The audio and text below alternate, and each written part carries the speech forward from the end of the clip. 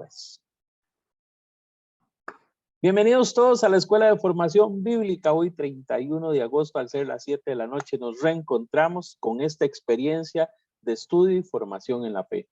Tenemos hoy con nosotros al padre Eric González, salesiano de Don Bosco, que nos va a compartir la segunda parte del tema del Apocalipsis. Les recuerdo a los que tal vez vienen llegando hoy o no estuvieron la semana pasada nos acompañó el hermano Hugo Aguirre, también salesiano de Don Bosco, y bueno, nos hizo una introducción, una inducción en este libro tan hermoso de la Sagrada Escritura, y que bueno, nosotros lo podemos ubicar al final de las Biblias. En ocasiones, yo creo que es uno de los libros más conocidos, pero en su ubicación solamente, porque con respecto al contenido y eso, ahí el Padre nos dirá, nos va a aclarar algunos elementos generales del Apocalipsis. Como les digo siempre, esta oportunidad de la Escuela de Formación Bíblica es una inducción. Esperaríamos nosotros que usted tome su Biblia y vaya leyendo los libros, acompañándonos en la lectura semana a semana de los textos. Aproximadamente estamos dedicándole 2 semanas a cada libro. Entonces yo esperaría que ustedes le estén sacando el máximo provecho. Muy bien, quisiera invitarlos a que hagamos nuestra oración, a que nos pongamos en manos de Dios y que pongamos al Padre Eric también en las manos de Dios para que el Espíritu Santo lo ilumine, le dé esa sabiduría que requiere para compartirnos, la elocuencia, que le dé esas palabras que no solamente nos hable del Apocalipsis, porque eso es lo importante, que sea también para nosotros una revelación. ¿Qué es lo que Dios quiere decirnos a través de la Escritura? Por eso estamos acá. No solo por hacer un estudio teórico, científico de la Biblia, no. Es para descubrir ese mensaje revelador de Dios hacia nosotros. Les invito a que, cerrando nuestros ojos, digamos, en el nombre del Padre, del Hijo y del Espíritu Santo. Amén. Te damos las gracias, Dios, porque por tu infinito amor nos tienes aquí reunidos, porque nos das el don de la vida y estas oportunidades técnicas para podernos reunir y estudiar la Biblia.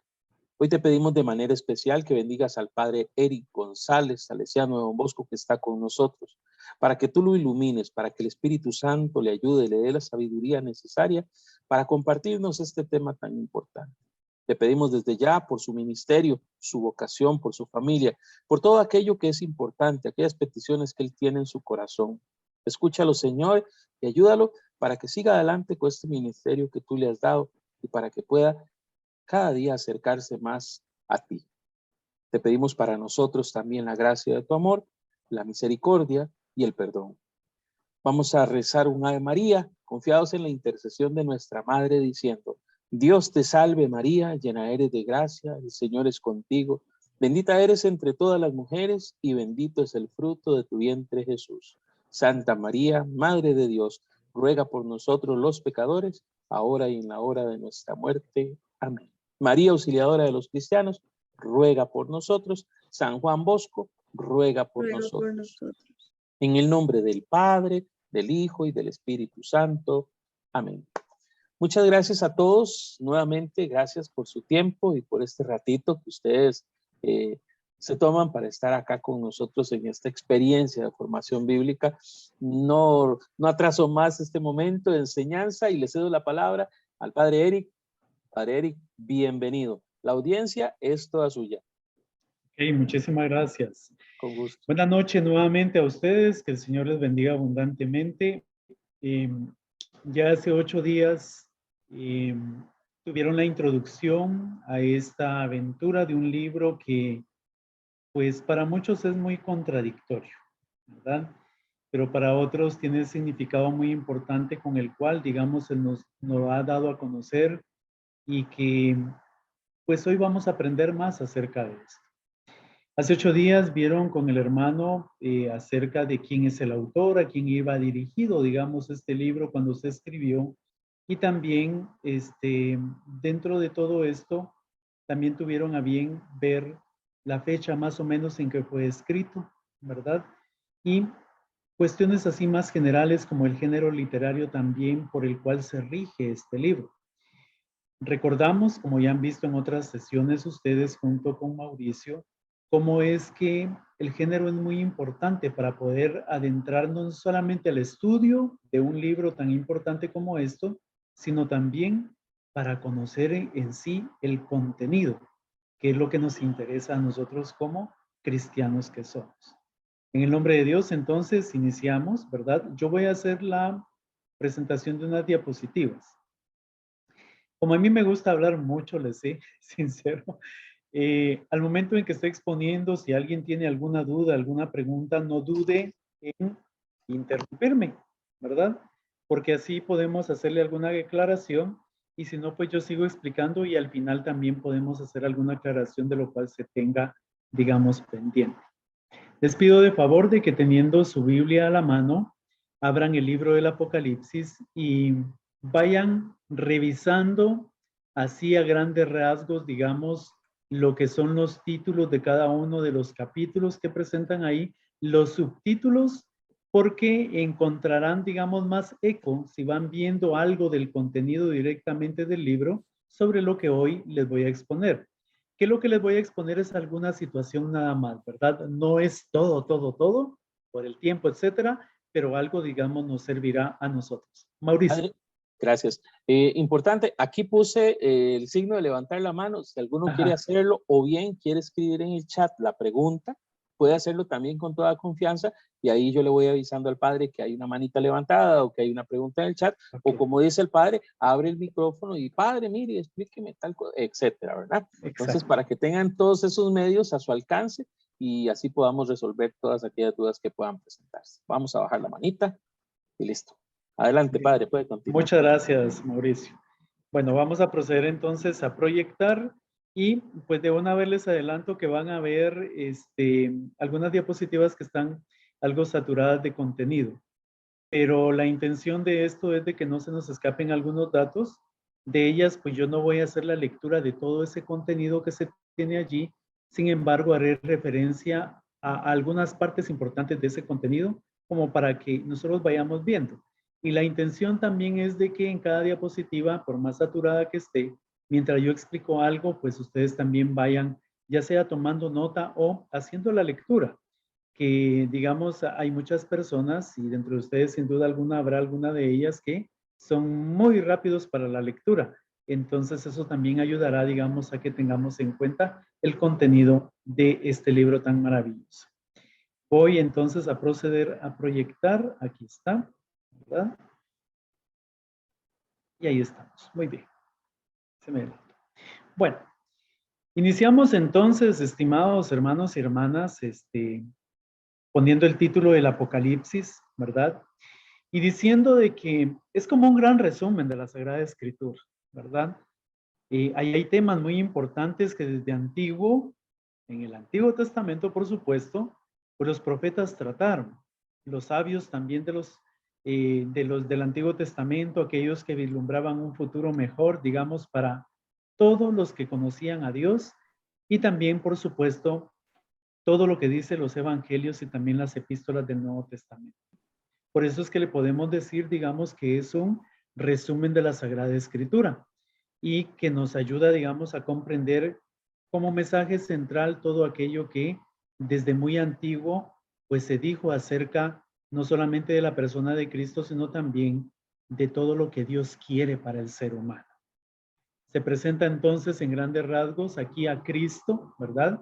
Como el león de Judá, como aquel cordero que es inmolado para la salvación de todos y por supuesto una presencia especial del Espíritu Santo, pues nos hablará de alguna simbología que es importante también tenerla en cuenta. Y antes de ir adelante, quiero presentarles por acá una comparación que me encontré por allí para que nosotros nos demos cuenta cómo es que en realidad sí es un resumen, que sí tiene mucha conexión este libro con toda la Sagrada Escritura y nada más y nada menos que hablamos de un libro que como vieron la vez pasada es denominado el libro de la revelación, es decir, se nos revela acá muchas cosas importantes si hacemos la comparación con el libro del Génesis. Por ejemplo, en el libro del Génesis se responde a la pregunta ¿de dónde vine? Por ejemplo, el origen de cada ser humano. Y en el Apocalipsis, ¿a dónde voy? ¿Cuál es el destino mío? Como ser humano que soy creado por amor, por aquel Dios que es misericordioso y tan cercano. En Génesis encontramos que se pierde un paraíso y en Apocalipsis se recupera este paraíso. Esta recuperación que Sin duda alguna no es fácil, pero se recupera. Habla en el Génesis de los cielos y la tierra originales. El universo, recordamos cuando el Espíritu de Dios revoloteaba sobre las aguas. Y hablamos en el Apocalipsis del nuevo cielo y la tierra nueva. Un universo, digamos, el mismo universo ya puesto muy en orden, ya rescatado. Hablamos en el Génesis de una maldición pronunciada, ¿se recuerdan? Por caer en el pecado. Y en el Apocalipsis que ya no hay más maldición porque hay una esperanza muy cierta por acá. En el Génesis encontramos que por esta desobediencia entra la muerte, pero en el Apocalipsis que ya no habrá más muerte, porque la desobediencia junto con este mal, pues ha quedado atrás por la victoria de Cristo. En el libro de Génesis hablamos de un dolor, mientras que en el Apocalipsis ya no hay más dolor, nos dirá el escritor sagrado. Hablamos en el Génesis de un principio, ¿verdad? Que eso significa Génesis, y en el Apocalipsis de una consumación de todo aquello que ha formado parte de la historia de la salvación. Por ahí, digamos, ya les voy dando, digamos, pistas de cómo es que hoy nos vamos a adentrar a este tema. Y decimos aquí, estimados hermanos y hermanas, permítanme que estoy moviendo por acá algunas cositas. Ahí estamos. ¿Por qué Dios permite tanto mal y tanta persecución? Nos podemos a preguntar, porque sin duda alguna el Apocalipsis nos da como esa visión, ¿verdad? De que es Dios mismo el que permite tanto mal y tanta persecución. El apóstol, acordémonos que él se encuentra desterrado en Patmos porque está cautivo, ¿verdad? Aquí hablamos ya de una persecución bastante, digamos, dada a los cristianos. Y nada más que el emperador Domiciano es quien lo encierra y por eso es de que, como veían ustedes hace 8 días, hacia el año 96 más o menos, se dice que es escrito este libro. Y porque esta persecución, ¿verdad? Hacia ese año, pues andaba destrozando las iglesias de Cristo. Por eso es de que en una tarde se cuenta, y lo dice el mismo escritor, que tarde de domingo que Juan se encuentra en esta isla, entonces tiene 4 visiones como respuesta, que son esas 4 visiones que nos revelan todo lo que hay de malo y bueno que va a suceder. Y es lo que nos dice el autor. Recordemos entonces, como lo vieron hace 8 días, a los destinatarios. Este libro es, digamos, dado originalmente a los cristianos que son perseguidos, para así alentarlos en su lucha. Recordemos, los primeros cristianos comienzan a morir en los circos romanos porque eran perseguidos totalmente.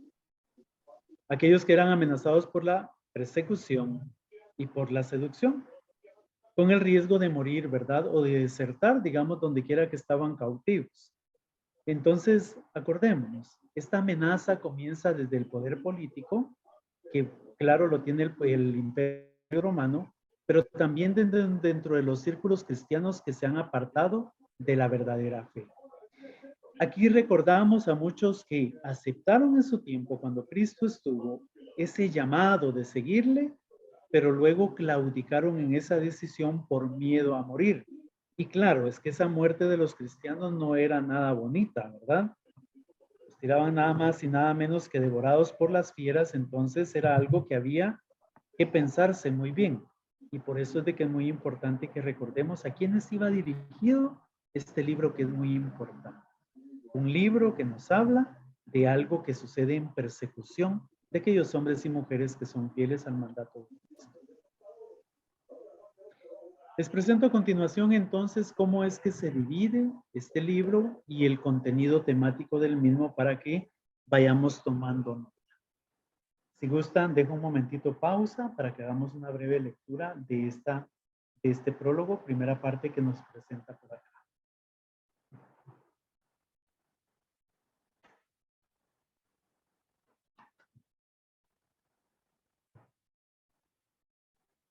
Como podemos darnos cuenta, entonces el prólogo pues es claro una introducción a lo que el escritor sagrado quiere llevarnos, que se le aduce a San Juan, ¿verdad? El discípulo amado. Muchos otros no están de acuerdo con esto. Sin embargo, alguna cuestión histórica nos dirá de que sí, o sea, es aducible a San Juan este libro.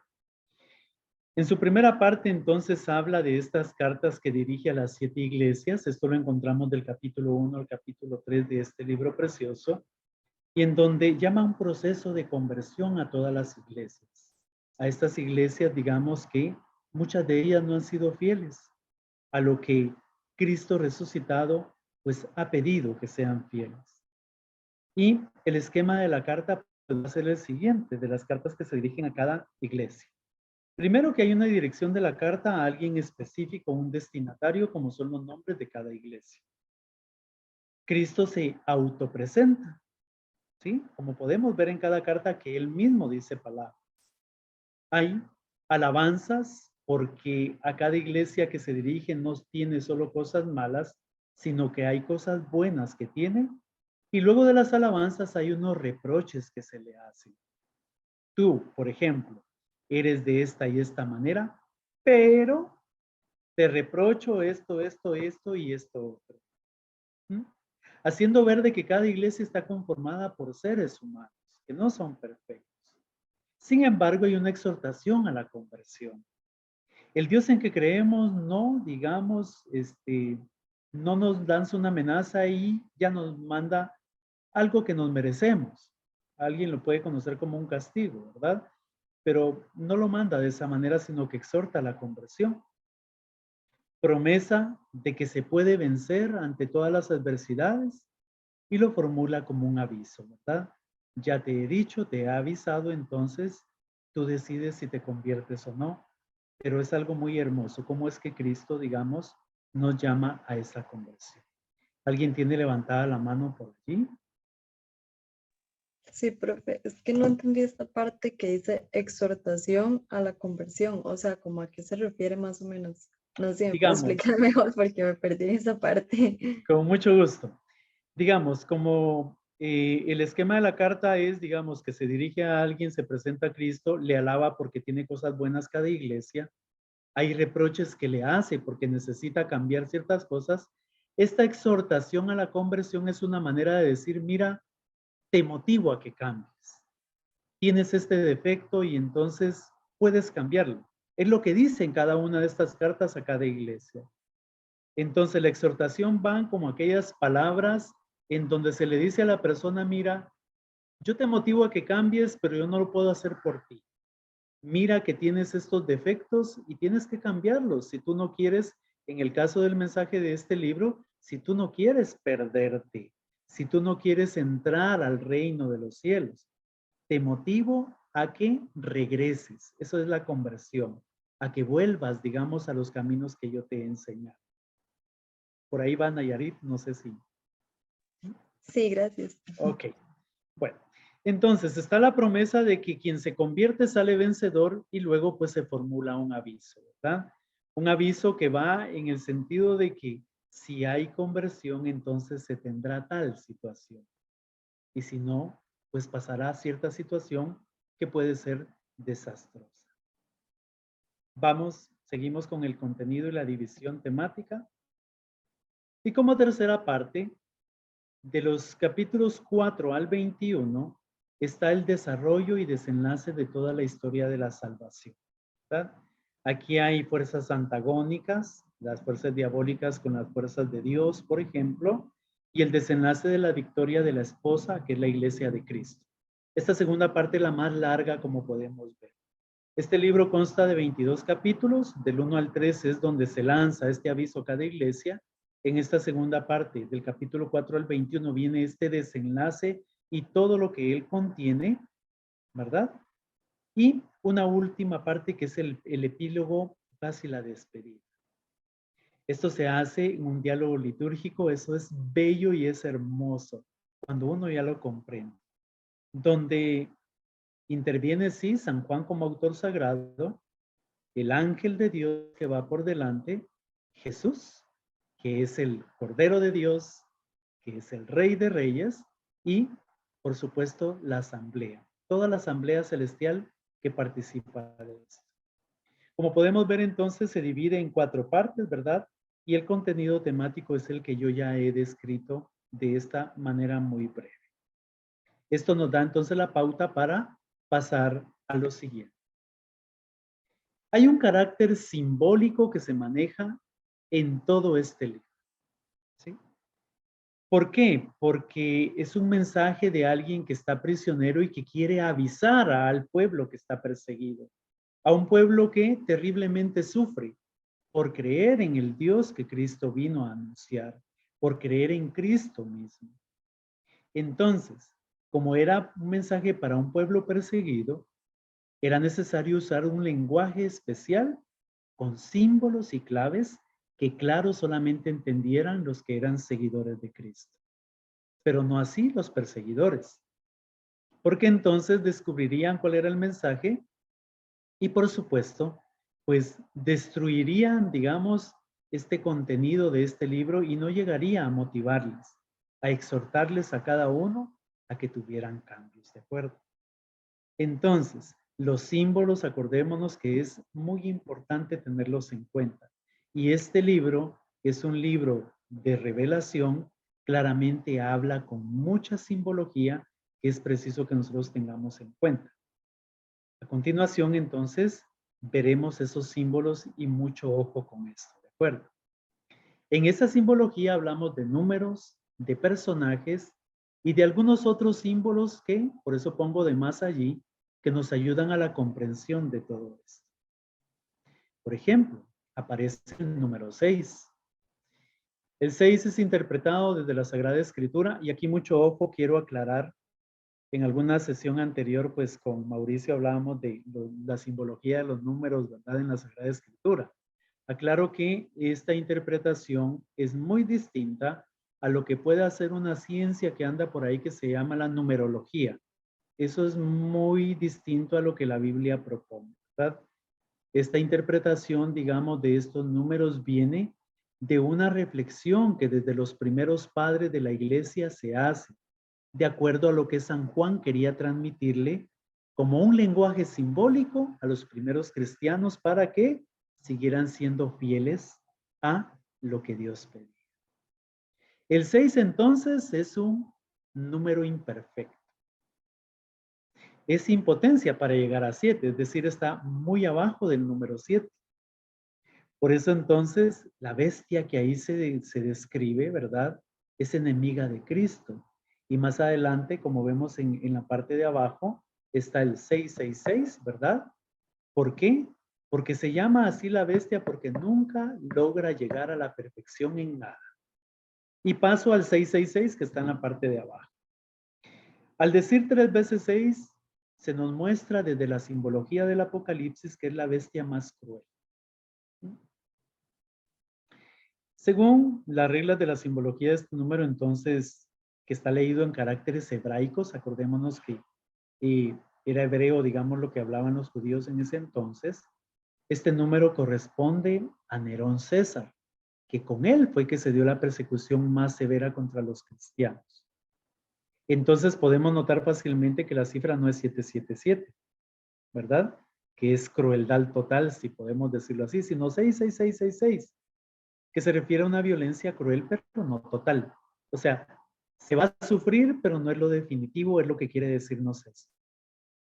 Volvemos arriba al número 7. El 7 entonces, por lo contrario, significa un número de mucha perfección y algo completo. Esto se da a conocer varias veces dentro de la lectura de este libro, como lo veremos más adelante. Se menciona un 3,5, es decir, la mitad de 7.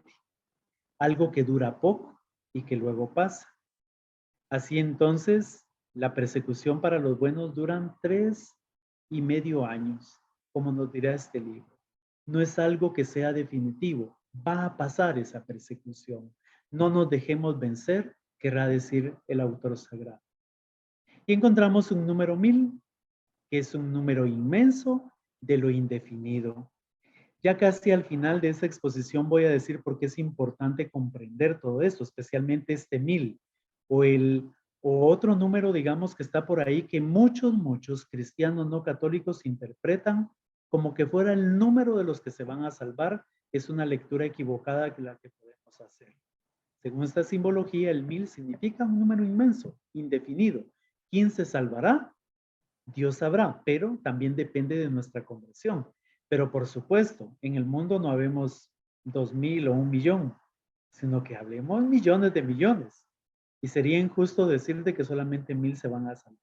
Por eso esta numeración, digamos, al decir que 1,000 es un número inmenso e indefinido, pues nos da una, digamos, un acercamiento, digamos, a lo que Dios pues quiere de que todos nos salvemos, como dirá también el libro de Primera de Tesalonicenses.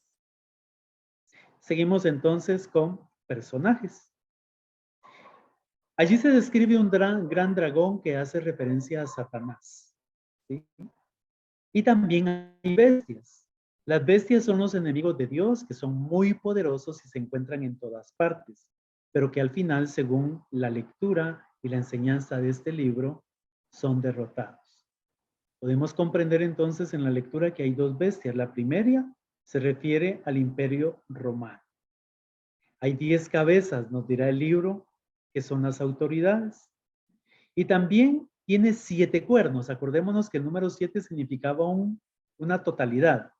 Que quiere decir, puestos estos 7 cuernos, digamos, en las cabezas, quiere decir que tiene mucho poder esta primera bestia. Pero que también es personificación de todo poder humano y político que oprime a la iglesia. Entonces aquí le vamos encontrando mucho sentido, digamos, a esta simbología que tenemos. La segunda bestia entonces es un falso cordero, personificación de falsas doctrinas y falsas religiones o falsos maestros que seducen a la gente. Esto sucedió en la primera comunidad cristiana, con los primeros cristianos. Allí sucedía esto. Doctrinas falsas, religiones falsas, falsos maestros. Aquí valdría la pena, me voy a adelantar un poquito para decir, ¿será que siguen habiendo bestias el día de hoy, simbólicamente hablando? El gran dragón todavía está atento a que caigamos. Puede ser una de las razones de esta simbología para nuestra interpretación actual. Seguimos con los personajes y los demás objetos que son elementos simbólicos también. Se señala a una mujer que se denomina que es la iglesia. Sin embargo, también la tradición nuestra nos hace ver a nuestra Madre, la Virgen María, en esa mujer. Mujer que huye, que lleva en su vientre, dice, al que está por nacer. Y claramente, pues, casa con la figura de nuestra Madre y también con la misma iglesia que anuncia a Cristo Jesús. Se ve una estrella que significa un ángel. Acordémonos que la palabra ángel significa mensajero de Dios. Esa estrella es un mensaje de esperanza. Un candelabro que representa una iglesia en particular, ¿verdad? Entonces vamos tomando, digamos, el sentido de esta simbología. Y por otro lado, el número 7 nuevamente, las 7 lámparas de fuego. Aquí evoca 7 espíritus de Dios, que parecerían lo que refiere en Tobías 12:5, ¿verdad? Pero que un santo llamado Victorino, cuyo comentario es más antiguo de los escritos en latín, ve en estos 7 espíritus como en las 7 lámparas los dones del espíritu que es septiforme, es decir, esos dones que forman parte del Santo Espíritu de Dios y que nosotros recibimos cuando hacemos la confirmación. 7 lámparas de fuego, 7 espíritus de Dios, pero que son denominados como los 7 dones de ese Espíritu Santo que siempre nos fortalece con cada uno de ellos. Vamos encontrando muchos sentidos. Hay 7 cuernos y 7 ojos del cordero. Vean qué interesante el número 7 nuevamente. Entonces, si era la totalidad, aquí significa la plenitud de poder, que son los cuernos, y de perfección de ciencia, que son los ojos. Y si son del cordero, claramente refieren a Jesús. ¿Acaso Jesús no es perfecto y tiene plenitud de poder? Claro que sí. Y es lo que quiere decir el escritor sagrado. Se menciona un libro, el libro de la vida, contemos. En ese libro, se cuenta la historia humana. Y dentro de él está el designio misterioso de Dios sobre los acontecimientos de toda vida. Eso significa ese libro. Dios en su misterio tan grande al darnos la vida, Él en esos misterios se nos muestra a nosotros sobre esta misma vida. Por eso es de que es tan importante que aprendamos a escucharle en todos los acontecimientos de nuestra vida. 4 caballos. Aquí nos describe los caballos con, ¿verdad?, color rojo, negro y verde, que indican las grandes plagas de la humanidad. La violencia, la injusticia social y la muerte, con todos los males que acarrea. Y un caballo blanco que representa a Cristo resucitado, que combatirá y vencerá a esos otros caballos. Entonces, démonos cuenta de esta gran simbología. ¿Había violencia en la primera comunidad y en los primeros cristianos contra ellos? Sí. Injusticia también, muerte, no digamos. Y muchos males que se acarreaban, digamos, para esta iglesia naciente. Pero Cristo mismo la esperanza. Acordémonos de esa enseñanza de este libro que no tenemos que dejar de lado. Volvemos al número 7 y vamos a los sellos. 7 sellos dice, y el quinto son los mártires que piden justicia por su sangre derramada. El sexto, la llegada del gran día de la cólera de Dios, es decir, cuando el Señor emplee la justicia, ¿verdad?, sobre las divinidades paganas, por ejemplo, la derrota de la maldad. Y el séptimo sello con las 7 trompetas que anuncian la presencia de Dios de manera muy solemne contra las fuerzas del mal, propiciando la conversión de los hombres, ¿verdad? Hay pinturas en donde esto pues, se manifiesta muy plenamente. Ya vimos anteriormente una, creo que era aquí, donde Cristo viene, y esta otra, vean, en donde Él viene, digamos, con su gran ejército, que así es como se puede, digamos, representar. 7 sellos, entonces, que nos hablan acerca de esto. Y tenemos, hablando siempre, digamos, de esta simbología, los 144,000, ¿verdad?, que son el resultado de multiplicar, acordémonos, 12 tribus de Israel, que se multiplican por 12, y luego por 1000, que es la cifra de la historia de la salvación.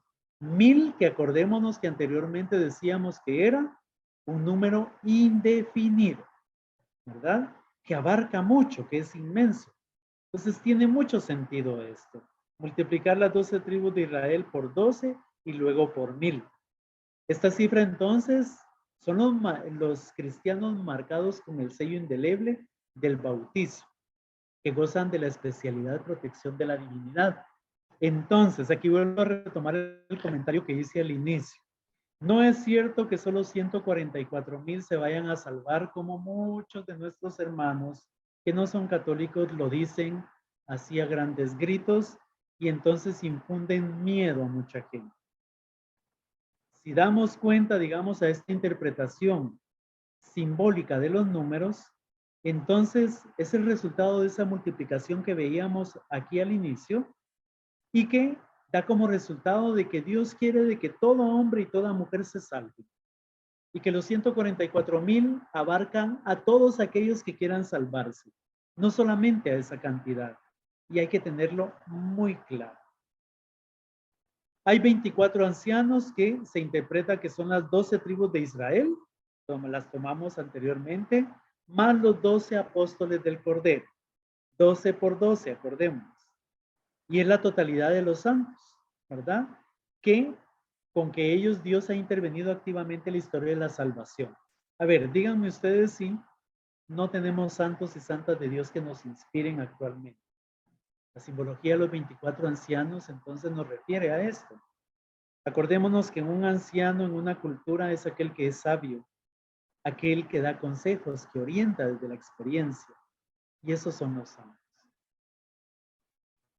Se menciona 4 seres vivientes, y este es un dato también muy importante que muchas veces preguntamos y no se puede comprender del todo. Ahí se menciona un león, un toro, un hombre y un ángel, que, bueno, significa parte del mundo de las criaturas y que Dios domina, que está al servicio del Todopoderoso ese mundo. Aparte de eso, la tradición lo emplea de la siguiente manera. Al Evangelio según San Marcos le pone la figura del león. Al Evangelio según San Mateo, la figura del hombre. y al Evangelio según San Juan el águila y a Lucas el toro. Cada uno de ellos, digamos, con un significado muy importante para cada evangelista. Y toma esa importancia desde qué sentido. Depende a qué destinatarios cada uno de los evangelistas ha escrito, así se le asigna, digamos, el personaje de simbología como lo es tanto los animales como el hombre y el ángel. Depende. Les doy un ejemplo. Por ejemplo, en Lucas se habla, digamos, directamente desde el inicio del evangelio, cómo es que hay sacrificios para Yahvé. Y entonces el toro viene a representar ese sacrificio. Y ese cordero que se va a inmolar más adelante por cada uno de nosotros. En el Evangelio según San Juan, por ejemplo. Allí se muestra un águila porque Juan es aquel que también a él se le aduce el Evangelio según San Juan, igual que se le aduce este libro del Apocalipsis, aquel que como el águila mira todo y tiene una mirada tan fina, tan penetrante para describir todo lo que Dios quiere de cada ser humano. Entonces, vemos cómo a cada evangelio, digamos, se le da esta connotación. Y les dejo como tarea que averigüen el de San Mateo, por qué se le da el hombre, la figura del hombre, y a San Marcos, por qué se le da la figura del león. Y seguimos para estos 4 últimos símbolos con los 3 ángeles. Los 3 ángeles acá representan los predicadores del reino de Dios. Por ejemplo, los profetas, los predicadores del reino de Dios y los misioneros que anuncian una conversión. Recordémonos que ángel es un mensajero, ¿sí? Entonces, anuncian esa conversión, pero acordémonos que cuando hay anuncio de esa llegada del reino de Dios y cuando se anuncia la conversión, se anuncia que hay un juicio sobre cada ser humano. Y en este caso sobre la historia humana. Por eso es de que se nos pide andar siempre en rectitud. Estos 3 ángeles son es la simbología de aquellos que anuncian. Nosotros podemos ser parte de esta simbología cuando anunciamos también, pero pudimos haberlo recibido también de alguien que nos ha anunciado. Habla de Babilonia, y aquí hay otra cosa que quiero decir con todo el dolor de mi corazón, porque uno lo escucha y que resulta un insulto para nosotros como iglesia.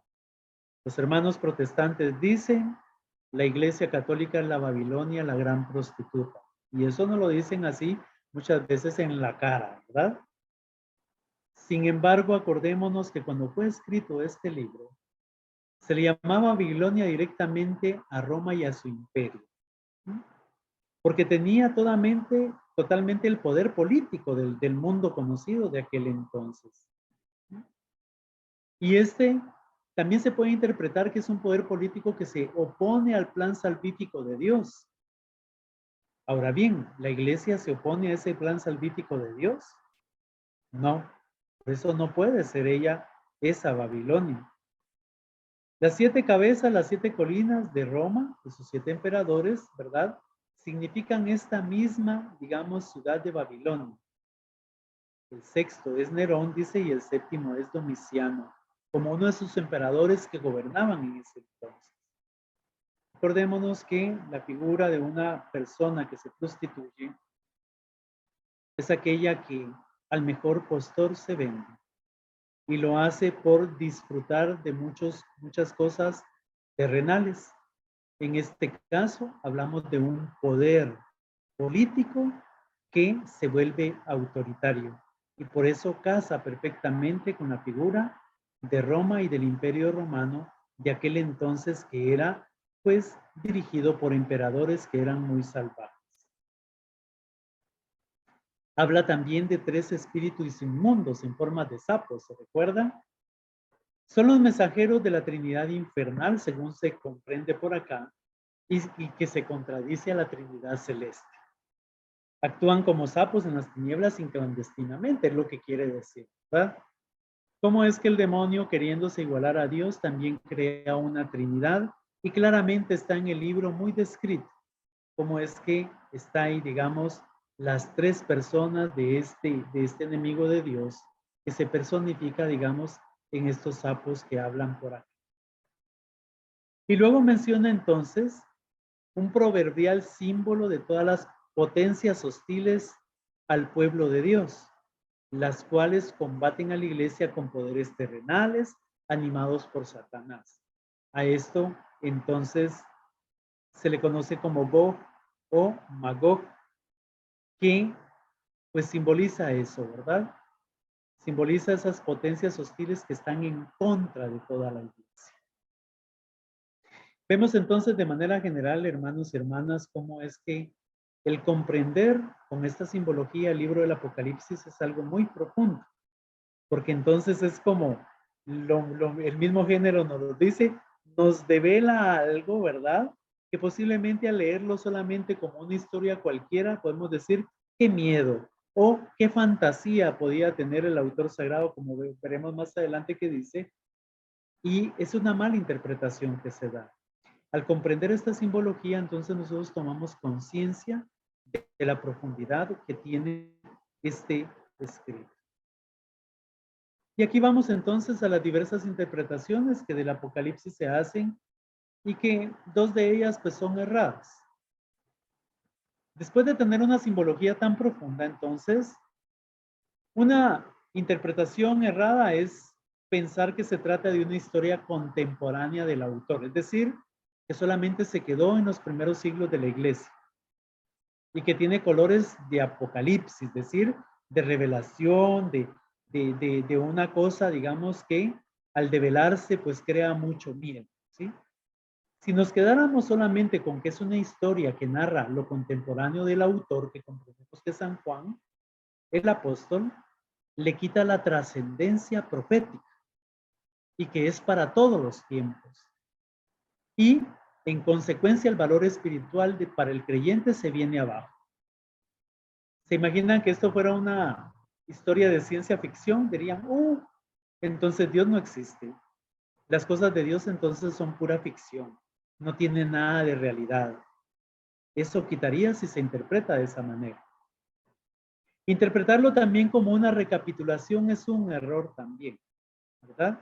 Interpretar que busca ciertas fases de la historia de la iglesia, por ejemplo, que ya han pasado o que van a suceder. Y que también pues se podría excluir el final de los tiempos, ¿sí? Eso es también una interpretación muy errónea. Solo pensar que es una recapitulación y que en este momento, por ejemplo, estamos en la parte de los jinetes del Apocalipsis, nada más.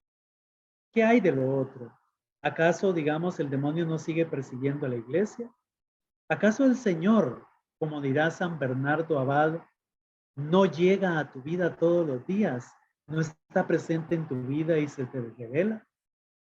¿Será que Dios, digamos, si tomáramos esto de la recapitulación, no está ahora porque ya vino, ¿verdad? Y que esperamos su segundo retorno, entonces ahora no está, no hay esperanza para quien nos sigue, porque en apariencia está solo. Entonces la recapitulación es un error, digamos, como una interpretación del Apocalipsis. Si no es historia contemporánea ni recapitulación, entonces lo que sí es este libro, hermanos y hermanas, es un libro profético escatológico. ¿Qué quiere decir? Que como lo hicieron sus primeros comentadores e intérpretes, San Irineo y San Hipólito, San Vitorino y San Gregorio Magno, es un libro que nos anuncia una buena nueva, nos denuncia todo aquello que debemos de cambiar, esperando la segunda venida del Señor, pero que esta escatología también se hace presente el día a día porque Cristo viene a nuestra vida. Y ahí abajo hay alguna nota en donde pues es necesario ver de que si tantas veces aparecen citadas ciertas palabras, en cuántos versículos la palabra del Apocalipsis, es necesario que esta interpretación profético-escatológica se tome también tomando, valga la redundancia, el Antiguo Testamento, por ejemplo, lo que dice otro libro apocalíptico, que es el del profeta Daniel. Vemos entonces que la interpretación del Apocalipsis, si no se hace desde la profecía escatológica, no tiene sentido. No tendrá sentido nunca y entonces para quienes no conocen esta interpretación, será un libro de miedo, un libro terrorífico, un libro en donde si yo no cambio por temor a Dios, pero no un temor sano, o lo que se conoce por miedo, entonces no me voy a salvar. Sin embargo, el temor que Dios enseña es obedecerle porque se le ama. Temer, sí, a que uno pueda, por su negligencia, perder todo lo que Dios tiene preparado para uno. Eso sí hay que temerlo. Que yo no sea obediente, que no sea fiel a lo que Dios me pide que sea fiel y que sea obediente. Estas son las tres interpretaciones entonces que del Apocalipsis se pueden hacer para poder tener, digamos, una mejor, un mejor acercamiento, perdón, a este libro hermoso y tomándolo siempre como un libro profético y escatológico. Ahora vamos a un contenido teológico espiritual que es muy importante comprenderlo también. El principal contenido teológico y espiritual que podemos encontrar es el fin de este libro, hermanos y hermanas. Ya decíamos que Juan escribe a quienes están siendo perseguidos con un lenguaje simbólico para que los que sí son de Cristo puedan interpretar, pero los enemigos que ni tengan idea de qué es lo que está diciendo. Entonces, el fin de este libro es para quitar el velo y revelar el significado de la historia, de los acontecimientos que están pasando en la vida de cada ser humano y de la iglesia. Ese es el fin principal. Quítese el velo de los ojos, vea lo que Dios le quiere decir, vea qué es lo que Dios le está revelando, su cercanía, su llamado, como decíamos al inicio, esa exhortación a la conversión, porque si no se convierte, vea que al final de sus días, porque la vida es la que se acaba, ¿verdad? Se transforma, mejor dicho, para la vida eterna. Dios tendrá un juicio con cada uno de nosotros, pero no es un juicio que se viva en temor, con un miedo fatal, sino un juicio de esperanza. Entonces, este fin hay que comprenderlo muy bien. Y por otra parte, el autor sagrado lo que quiere hacer desde esa profecía escatológica es alertar a los cristianos, a nosotros, a mantenernos firmes, a no desalentarnos a pesar de todas las cosas que puedan pasar. Al inicio de la iglesia, en las persecuciones que se tenían muy férreas contra los cristianos. Hoy día hay otro tipo de persecuciones, persecución ideológica, podemos decir. ¿Y por qué no hay que desalentarse y mantenerse firmes? Porque la promesa de Cristo es que Él va a reinar, que su triunfo con las fuerzas del mal va a ser posible, pero debemos de permanecer firmes, debemos de estar alentados. Como dirá Jesús en algún momento, estén atentos y alertas porque no saben el día y la hora. Ese es el fin de este libro, con toda esta simbología que nos carga. Y por aparte, otro contenido teológico y espiritual es en el mismo centro de todo el libro, que es Cristo Jesús. ¿De quién se habla de principio a fin? ¿Quién es el que interviene? Aparte, digamos, de lo que el autor va diciendo, de lo que el ángel interrumpe para decir, para anunciar a todos que ya llega Cristo, es Cristo Jesús, digamos, el centro. Porque nos da su mensaje, sus luchas, sus amigos con quienes comparte. Ahí se habla de la corte celestial, por ejemplo, de todos, pero también nos habla de sus adversarios. Cristo Jesús es el centro y tiene que ver con todo lo que está alrededor de él. Y que el inmenso triunfo que va a obtener es certero. Está representado entonces como el cordero degollado, como ya vimos, como un jinete en caballo blanco, o como el Hijo del Hombre lleno de inmensa majestad. Qué hermoso todo esto. Y entonces viene descrito a lo largo de todo este libro como lo siguiente: con una larga túnica, porque es sacerdote. Estamos en la Jerusalén celestial. Y a propósito de esto de sacerdote con esa larga túnica, fíjense bien, hago un paréntesis. Hay un libro escrito por un ex protestante converso al catolicismo, Tom Hanks. No sé si en algún momento lo han dialogado ustedes acá en la escuela bíblica o se los han referido. pero ese libro se llama La boda del Cordero. Y en ese libro, precisamente el autor narra su conversión al comprender que todo el libro del Apocalipsis justamente se adecua a la manera en que está escrita, a la manera en que está estructurada la Sagrada Eucaristía, desde que comienza hasta que termina. Y por esta comparación que este autor hace con con la Santa Eucaristía como sacramento y el libro del Apocalipsis, es que él se convierte y dice verdaderamente que los católicos tienen algo muy especial, tienen un tesoro muy grande en la Santa Eucaristía. Y lo digo a colación, ¿por qué? Porque al describir que Cristo es el centro, ¿verdad?, de este libro, la descripción de que él es el centro es porque la larga túnica nos hace recordar a ese sacerdote que en la Santa Eucaristía es el que está de mediador entre Dios y los hombres. Y acordémonos que todo sacerdote, con mucha humildad lo digo, es la representación de Jesucristo, más cuando ejerce los sacramentos. Es in persona Christi, dirá el apóstol. ¿Por qué? Porque Cristo, digamos, se hace presente por medio de él. Muy bien. Después de este comentario, entonces, viene descrita la centralidad de Cristo en este libro por la larga túnica que representa a Cristo sacerdote, con un cinturón de oro porque Él es rey, con cabellos blancos porque Él es eterno. Él es eterno. Con pies de bronce porque es inconmovible y muy firme. Con 7 estrellas en la mano porque gobierna todas las iglesias. Acordémonos del número 7, es plenitud.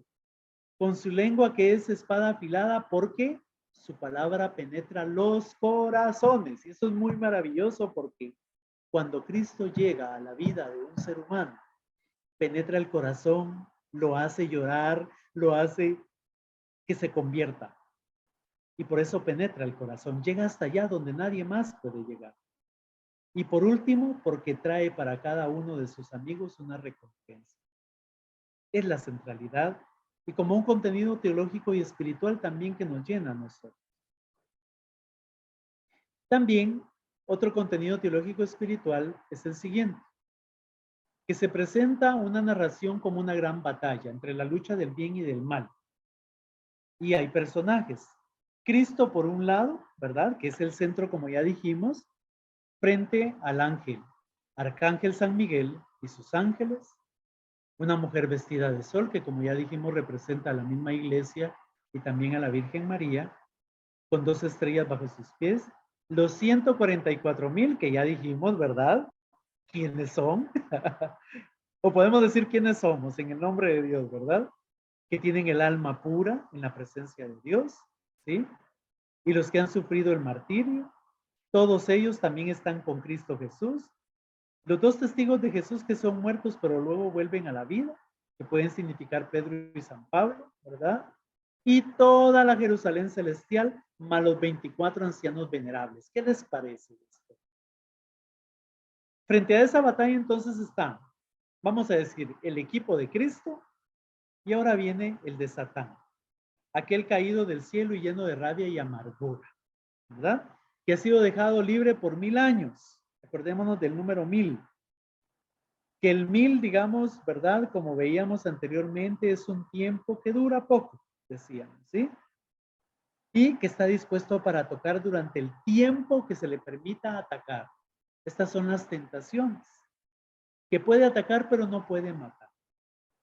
Representa también, está representado este equipo de Satán por la Babilonia, o la maldad de la ciudad grande que es Roma, representada en aquel momento, en este tiempo podemos decir, puede ser, digamos, una de las grandes cosas que persiguen a la iglesia también. Hoy podemos hablar también de Nicaragua, por ejemplo, algo muy lamentable. Un enorme dragón que también, con todo su ejército, los espíritus malos, la bestia del mar, las persecuciones, la bestia de la tierra, acordémonos, ¿verdad? Que pueden significar las herejías y los errores que atacan siempre a la iglesia. Vemos claro entonces que hay un combate en esta simbología, sí, teológica y espiritual, con este contenido muy grande.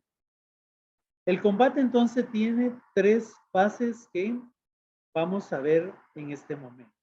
El primero, el sufrimiento de los buenos. Segundo, la paciencia y heroísmo de quienes siguen a Cristo.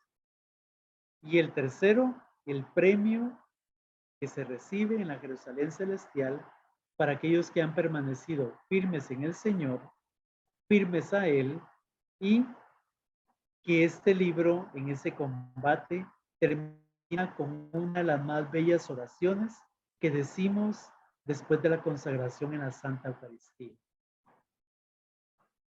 Nosotros le decimos, anunciamos tu muerte, proclamamos tu resurrección, y al final decimos esta bella oración: ven, Señor Jesús. Qué especial, de verdad, todo esto que tenemos. Vemos entonces en este contenido teológico y espiritual que hay algo muy importante para cada hombre y cada mujer, que hay una esperanza muy cierta, una esperanza muy especial para aquellos que son fieles al Señor y que le siguen con mucha generosidad. Avanzamos otro poquito. Parte también de este contenido teológico y espiritual es que habla del presente para proyectarse al futuro. Pues pretende abarcar toda la historia este libro, ¿verdad?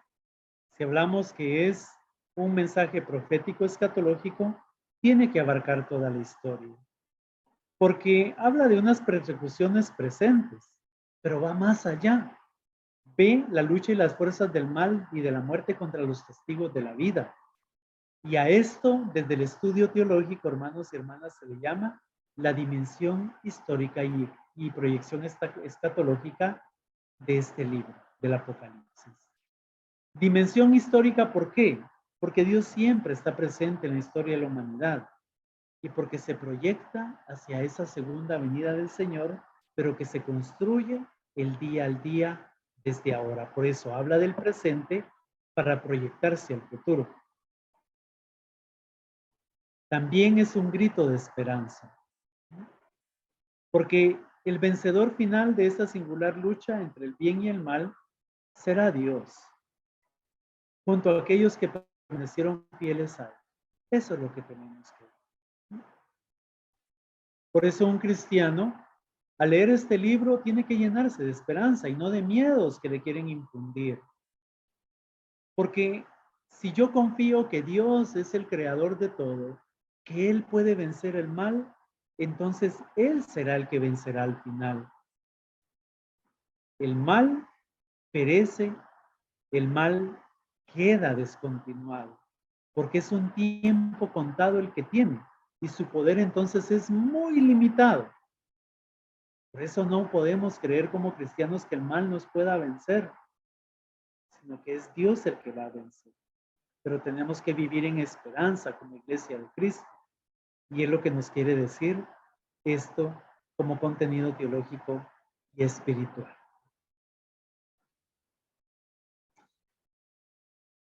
Llegando casi al final, entonces, tengo la siguiente conclusión para ustedes, hermanos y hermanas, después de haber visto esto. La primera conclusión que tenemos al leer el libro del Apocalipsis, entonces, es que el cristiano, si nosotros nos llamamos cristianos, tenemos que leerlo no en busca de fechas del fin del mundo, porque no es para eso, ni del número de cuántos se van a salvar, como ya decíamos anteriormente. No tiene que ser eso para un cristiano. Jamás, ni fechas, ni nada de eso, no puede ser. Ni el Hijo del Hombre dirá, Cristo Jesús sabe cuándo es el día y la hora, mucho menos nosotros.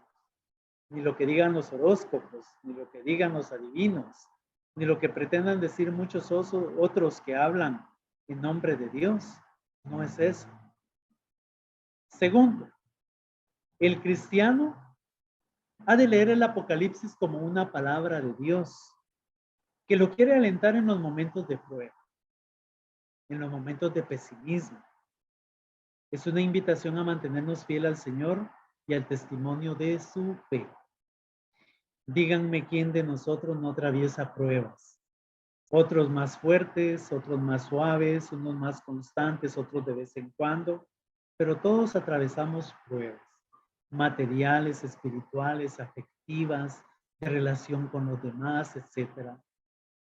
Entonces, el cristiano, aparte de no leerlo para buscar fechas ni números, ¿verdad?, de cuántos se salvarán, ha de leerlo entonces como una manera de que Dios le habla directamente a su vida, para que se le sea fiel, que le está diciendo, mira hijo, séme fiel, porque yo estoy contigo.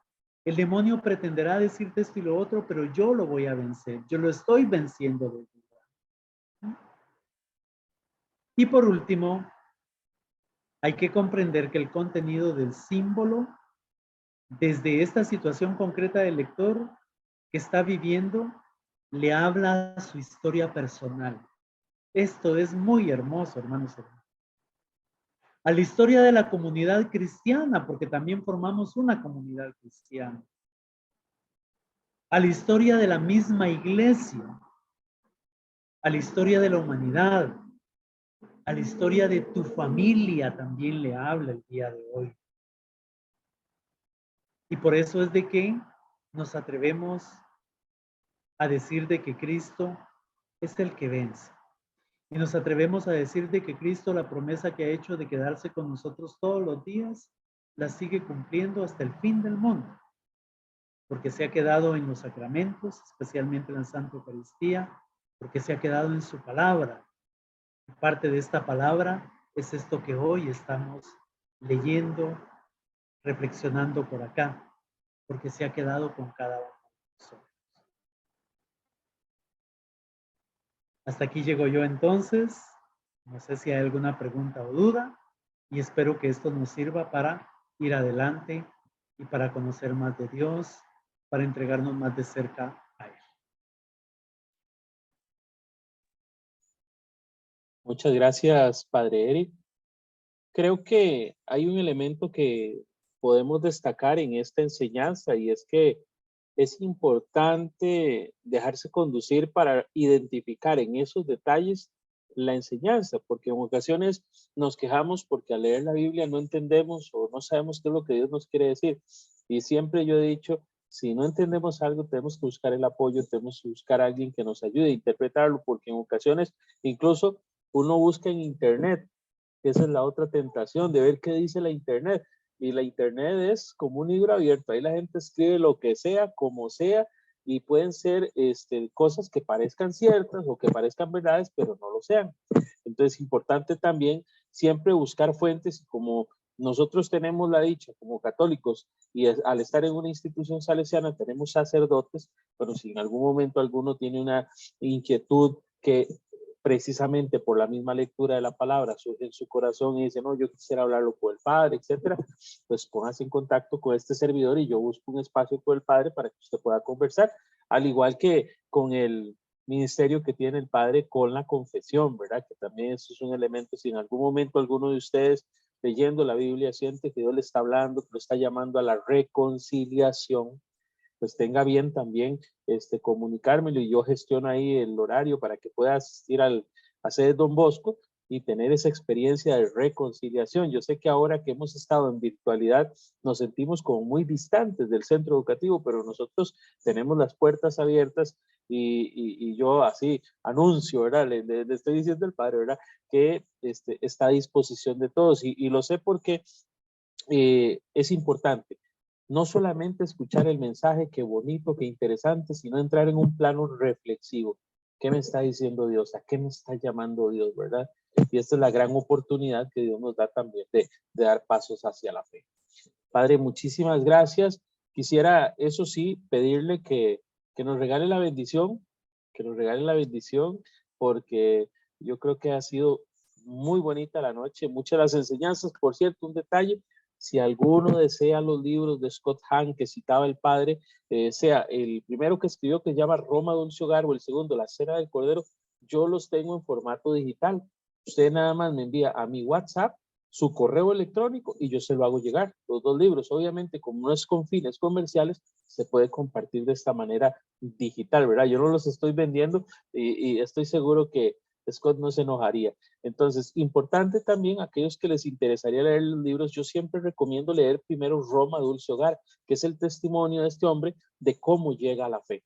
Y en la Cena del Cordero viene siendo, yo digo, como la segunda parte de la historia, ¿verdad? Ya es él como un creyente católico, ahora sí, cómo profundiza en la escritura. Entonces, aquellos que tengan bien, por medio del WhatsApp, me comparten su correo electrónico y yo se los hago llegar de forma digital. Entonces, Padre, ¿nos regala la bendición? Bueno, con mucho gusto. Sí, corregir, ¿verdad? Es la cena del Cordero, diga la boda del Cordero. En la boda también hay cena, Padre. Sí. Sí. Entonces, sí, decirles a quienes hoy nos han acompañado, entonces, de que busquemos, digamos, profundizar en esta riqueza que tenemos espiritual y teológica. Creo que es muy importante también, digamos, resaltar que si tenemos una escuela bíblica es para eso mismo, ¿verdad? Siempre a nosotros como católicos se nos tacha de que no sabemos nada, que no nos interesa alguna formación, pero muchas veces hay gente que sí, digamos, le atina a ese tipo de comentarios, porque a veces pretendemos, digamos, que todo lo podemos comprender solamente con lo que sabemos o con lo que medio investigamos. La formación es muy importante, ¿verdad? Y si hoy, digamos, esta formación nos ha ayudado, pidámosle a Dios de que nos hable a nuestra vida y a nuestro corazón.